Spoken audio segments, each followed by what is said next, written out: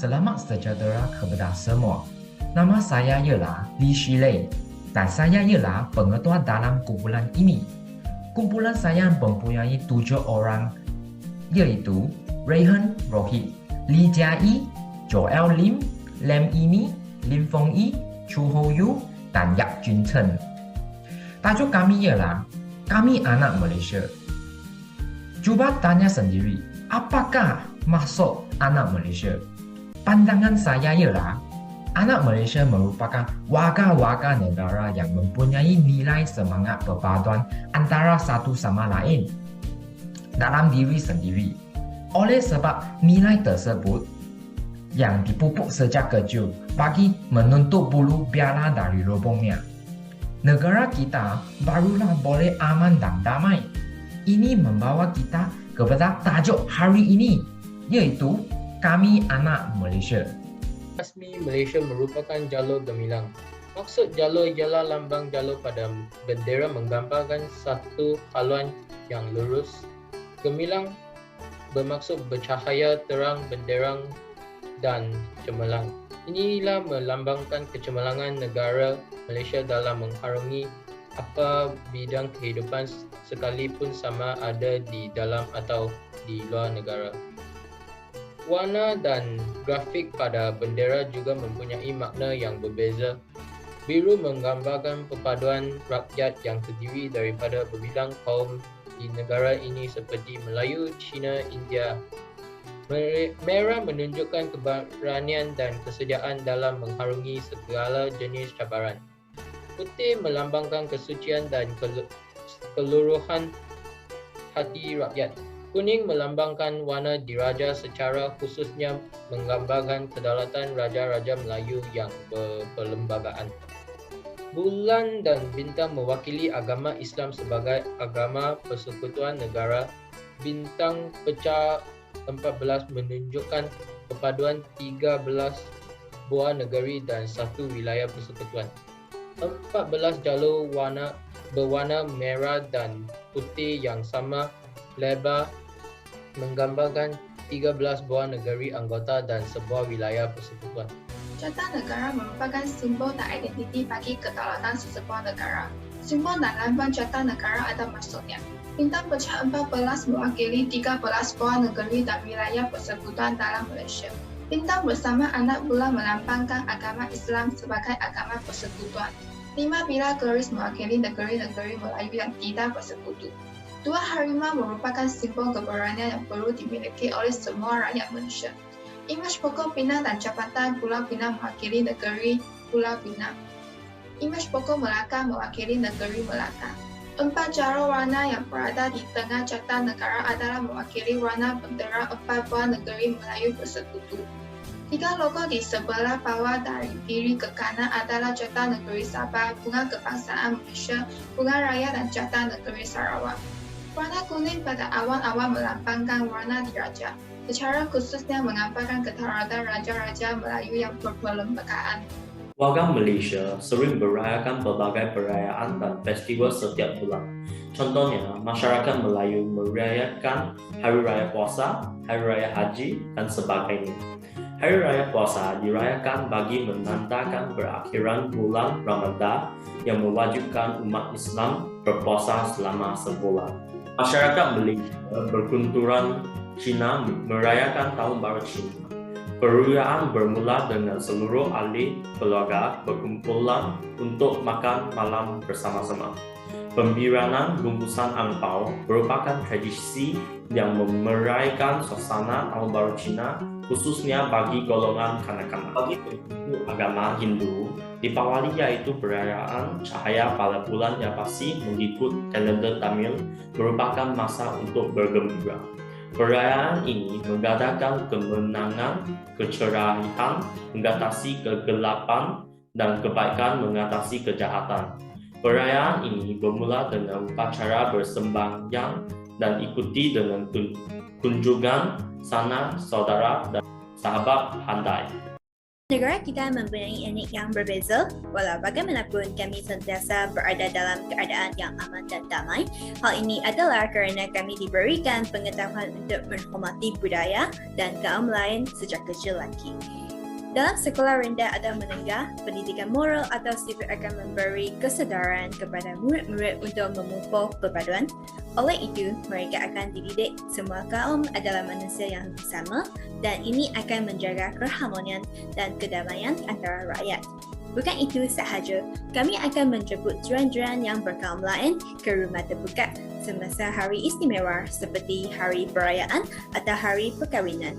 Tujuan rumah terbuka adalah untuk memupuk persefahaman di kalangan rakyat serta meningkatkan komunikasi dan hubungan antara kaum-kaum yang berbeza. Untuk budaya seni, batik adalah yang paling terkenal.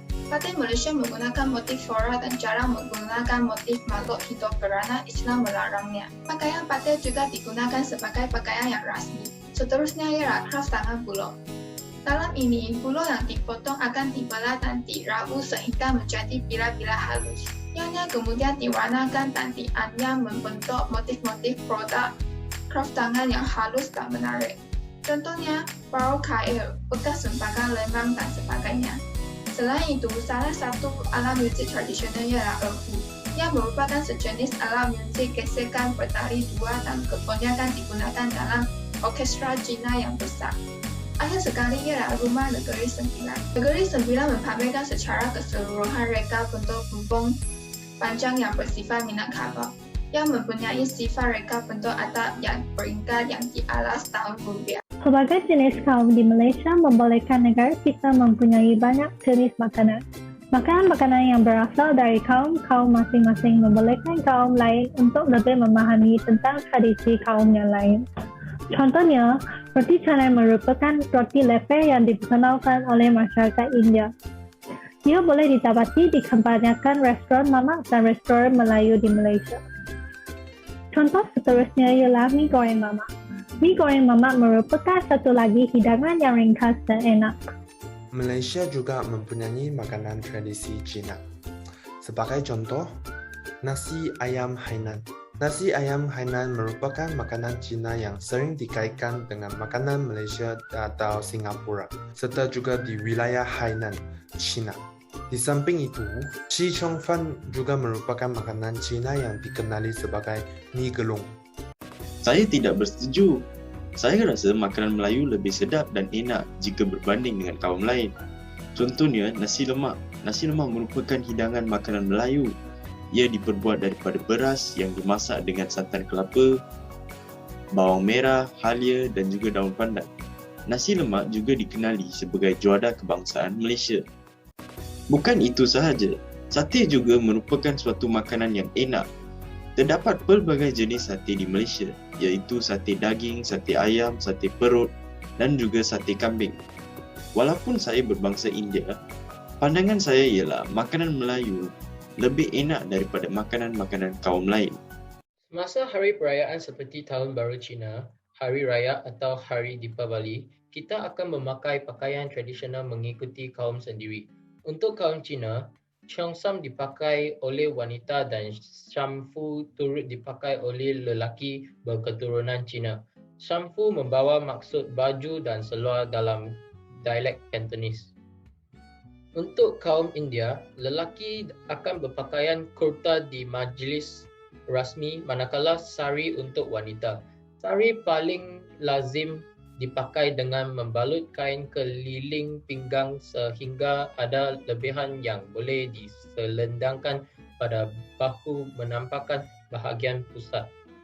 Baju Melayu dan dengan songkok akan dipakai oleh lelaki berkaum Melayu manakala wanita berpakaian baju kurung dan tudung. Kedua-dua pakaian ini biasanya dipakai sebagai pakaian harian terutama sekali untuk majlis formal, majlis perkahwinan dan majlis agama. Sejak kecil lagi, kami juga bermain beberapa jenis sukan tradisional dengan kawan-kawan. Contohnya gasing, congkak dan wow. Permainan ini mempunyai kenangan kami yang tidak dapat dilupakan. Bangsa Malaysia mempunyai pantang larang tersendiri. Orang Melayu percaya bahawa makan dalam gelap akan makan bersama hantu. Secara logiknya, makan dalam kegelapan boleh menyebabkan masalah sesak nafas kerana tidak dapat melihat makanan yang disediakan dengan betul. Dengan menakutkan anak-anak dengan unsur misteri, masyarakat Melayu berharap dapat membentuk anak-anak melalui kesopanan. Sebagai tambahan, orang Cina tidak boleh membiarkan sumpit berdiri tegak atas pinggan. Ini kerana sesetengah orang berpendapat bahawa makan dengan sumpit menegak adalah seperti tongkat pembakar. Seolah-olah ritual makan seperti memberi makan kepada ahli keluarga yang meninggal dunia. Orang India pula, mereka akan melemparkan kelapa ke tanah ketika membeli kereta atau rumah baru. Ini untuk menandakan peringatan projek baru dan memberkati mereka dalam prosesnya. Mertua yang dilahirkan di kampung Jabatan Duyung ini dipercayai menggali sendiri satu perenggi untuk kegunaannya. Asalnya perenggi ini adalah kecil tetapi lama-kelamaan menjadi besar dan dalam.